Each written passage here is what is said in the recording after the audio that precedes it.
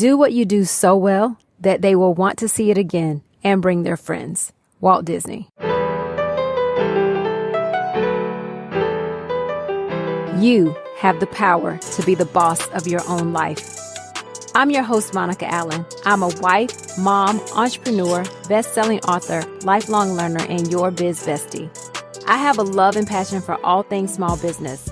Growing my own company from $700 to over 7 figures annually, my goal is to bring you inspiration, business-focused topics and tips, encouragement, and a community that helps you launch, grow, and scale your business, whether you are a dreamer, a side hustler, or a seasoned entrepreneur.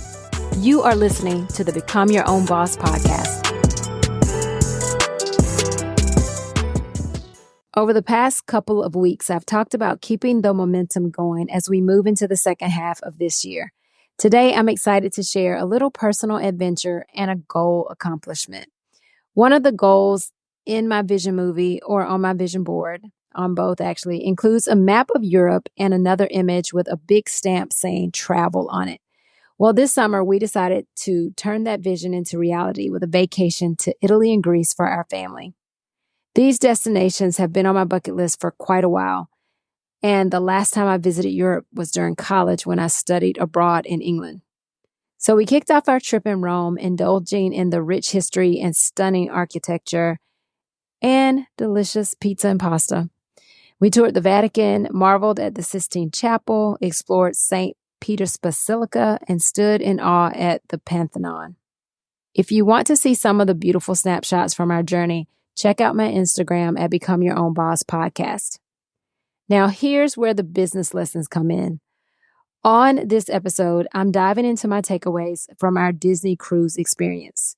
Yes, you heard that right, a Disney cruise.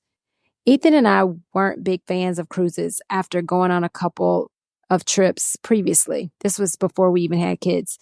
But we kept hearing such rave reviews about Disney cruises, especially about the amazing time parents and kids have together as well as separately.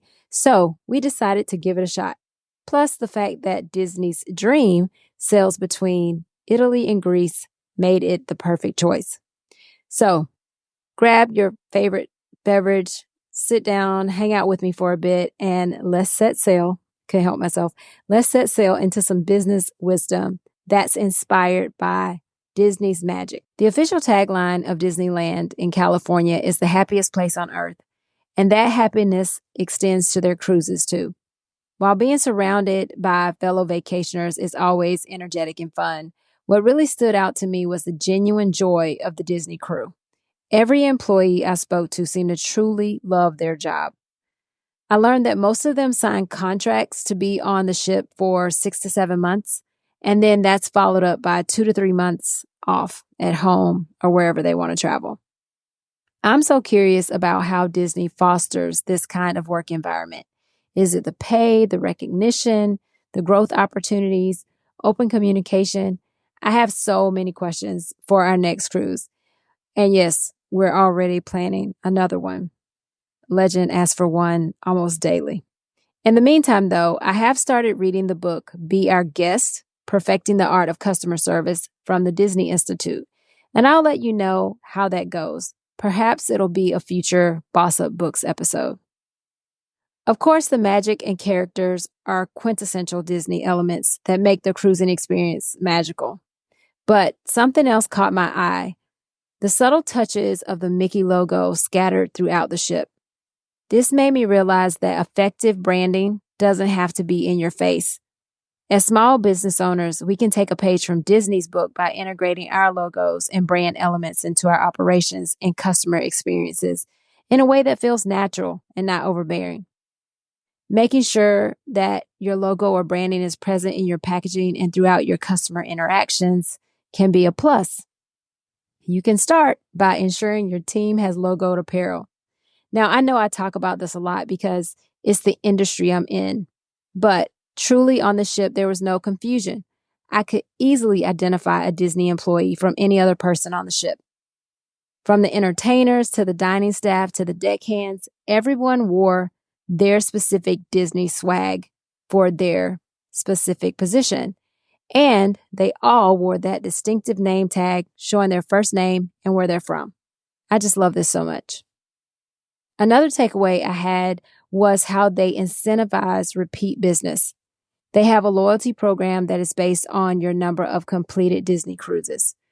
We are now silver members, having one sail or one sailing under our belt. Each category has their unique advantages, such as being able to book your itinerary and cruise activities earlier, or maybe having an earlier check-in time. Of course, the more you sail Disney, the more you get.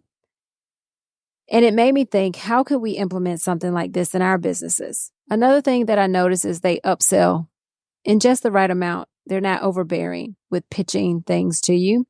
But for example, you can book your next cruise while you're on this one and save a percentage. You can also add on photo packages, excursions, a water package, which you would think, I don't need that. I don't need water. I'm on a cruise with plenty of beverages. But this was a great add-on for when you went on excursions. You could take your own water and not have to worry about having to buy water on the street outside of the crowded, historic, touristy area. And you know what was even more special? They gave us a really nice Disney refrigeration bag for our water bottles or for our bottled waters. And this was not expected, but it was a very delightful surprise. It made me very happy. So this has me thinking, how can we delight our customers like that with just a little something extra?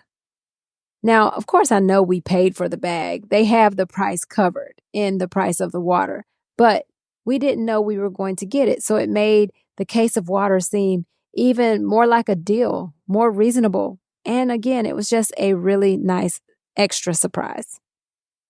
And lastly, the cruise ship was kept spotless. The railing was dusted and varnished to a high sheen. We even saw them varnishing things that honestly still looked really good to me, but I think it wasn't to their standard. The carpet was kept vacuumed. Maintenance was done daily, but it was subtle maintenance. It wasn't over the top. We would often see someone painting an area on the deck, making sure that it looked up to par. But if I looked at it, I thought it looked great before they even started. But, they have their standards. And they washed down the boat at each stop. It was absolutely impeccable. And bathrooms are my thing whenever I travel. And the bathrooms were very nice. And the restrooms throughout the ship where everyone could go, like the public restrooms, they seemed to be manned 24/7. They were never out of tissue or paper towel, and they were always clean. I often come back from vacation needing another one. But in this case, I came back excited to take some of these things that I saw on our Disney cruise and figure out how we can implement them into our company. One of the things that I really want to do is get our business just more spotless and take really good care of, we have to take good care of our equipment because we need it to run and maintain and make things. But just some of the little things over time. We've been in business now for 20 years and in our business or in our building for 15. And things tend to accumulate when you've been in a place for a while. Even if you think about your home, things tend to accumulate. And so as I clear out stuff in my house, I also want to clear out stuff in my business and really get it nice and spotless. It may not be quite Disney, but close. There are truly business lessons, though, to be learned everywhere. And this is why I so enjoy taking a break from the day-to-day and traveling or attending conferences.